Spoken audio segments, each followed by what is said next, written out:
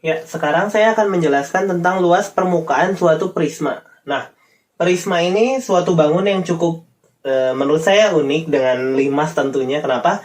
Karena alasnya itu bisa berbentuk segitiga, bisa berbentuk segi empat, bisa persegi atau persegi panjang segi empatnya, bisa berbentuk segi lima. Saya tidak jago menggambar segi lima, mohon maaf. 1, 2, 3, 4, 5. Bisa segi 6. Jelek. Segi 6 dan segi berapapun. Alasnya bisa segi berapapun. Tapi yang jelas dia akan atasnya itu akan selalu berbentuk seperti gini. Ini seperti ini. Ini seperti ini.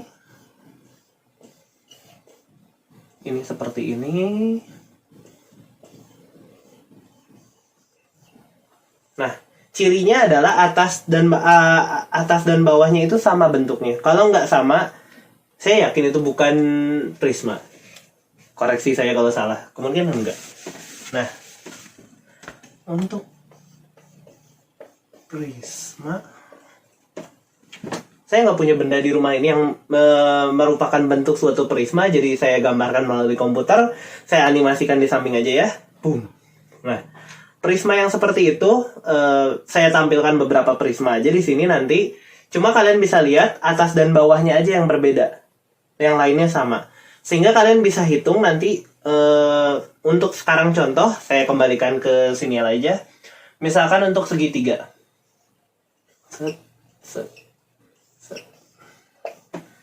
Segitiga seperti ini. Berarti luas permukaan prisma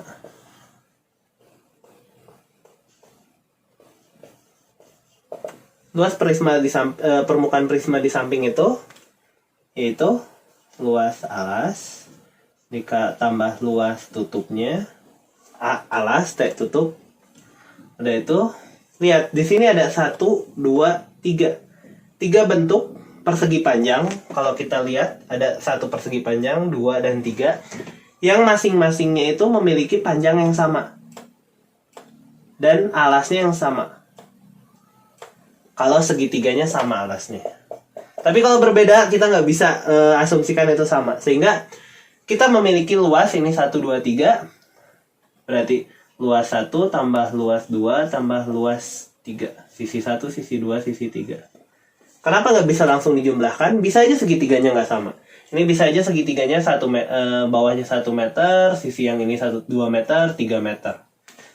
Tapi kalau yang di sini karena ini sama, bisa dijumlahkan menjadi 3 luas yang sama. Cuma kalau misalkan berbeda, kalian harus hitung masing-masing ini. Nah, untuk luas permukaan prisma yang berbeda seperti ini, rumusnya seperti ini. Luas alas tambah luas tutupnya, ditambah luas sisi 1 depan, sisi 2 samping sana, sisi 3 samping sini. Kalau misalkan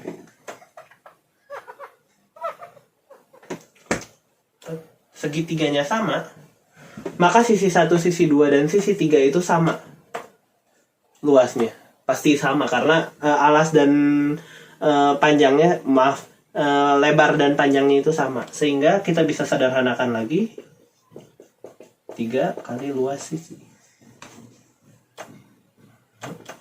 Ini untuk kasus khusus prisma segitiga dengan sisi yang sama. Tapi kalau enggak, pakai rumus yang ini. Dan untuk prisma yang lain pun sama.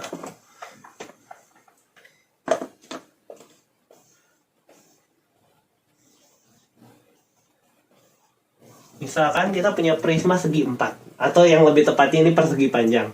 Ya sama aja. Kita luas 1, 2, 3, luas sisi 4.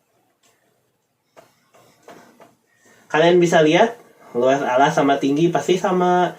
Luas sisi 1 depan dan belakang pasti sama. Luas sisi kiri dan kanan pasti sama. Dan kembali lagi ke rumus persegi panjang. Karena prisma yang alasnya segi 4, yaitu persegi panjang.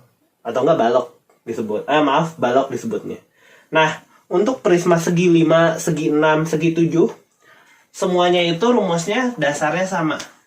Yaitu apa? Untuk prisma segi N itu bisa berapapun. ini luas alas, berarti alas ditambah luas tinggi, ditambah luas tutupnya, ditambah luas sisi. Nah, luas sisinya ini bisa banyak. Sisi 1, luas sisi 2, sisi 2, titik, sampai luas sisi ke N.